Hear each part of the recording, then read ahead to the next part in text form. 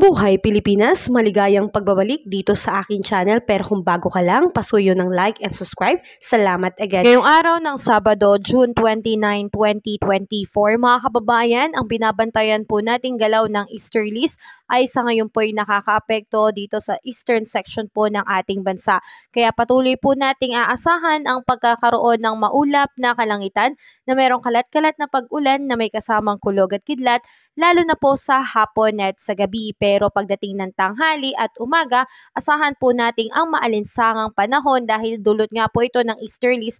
Ito po yung mainit na hangin mula sa karagatang Pasipiko. So asahan po natin na magiging maulan po dito sa ilang bahagi ng Metro Manila.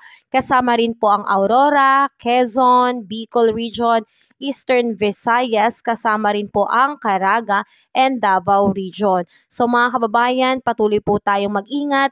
Ugaliin po nating magdala ng payong lalo na sa hapon at sa gabi kung tayo po ay lalabas ng bahay dahil sa mga oras na yan, dyan po ang malaking tsansa ng pagkakaroon ng mga pag-ulan.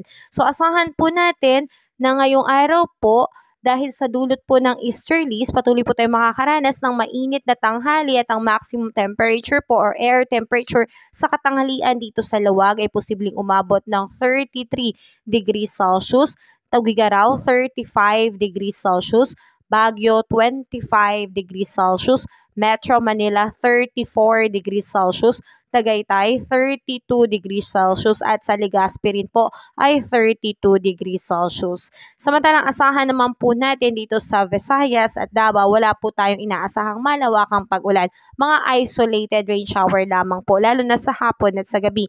At ang posibleng air temperature pagdating ng tanghali ay posibleng umabot dito sa Maycalayan Island at Puerto Princesa ng 33 degrees Celsius, Iloilo 33 degrees Celsius, Tacloban 31 degrees Celsius, Cebu 32 degrees Celsius, Cagayan de Oro 32 degrees Celsius. Medyo mainit po dito sa may Zamboanga, abot ng 34 degrees Celsius at ganoon din po sa Davao na abot ng 33 degrees Celsius.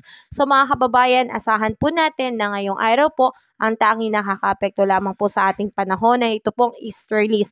May dalang maalinsangang panahon sa pagdating ng tanghali at umaga, pero sa hapon may tsansa ng pagkakaroon ng mga biglaang pag-ulan. Kaya ingat po tayo sa mga prone areas natin dahil posible pang pagkakaroon ng mga biglaang pagbaha and landslide. So sa ngayon mga kababayan, wala pa rin po tayong bagyong namamataan sa loob at labas ng Philippine Area of Responsibility. So wala pa po tayong inaasahan, pero kung may papasok man po ngayong buwan, ito po ay tatawagin nating bagyong Butchoy. Sa ngayon ay wala pa pong namumuong bagyo at wala pa pong bagyong Butchoy. Kabayan, kung nakatulong sa iyo ang video na to, huwag mo namang kalimutang mag-like and subscribe at pasuyo na rin po, pahit na rin po ng notification bell para updated ka sa mga susunod ko pang weather update. Muli, maraming salamat, ingat, God bless po, kabayan.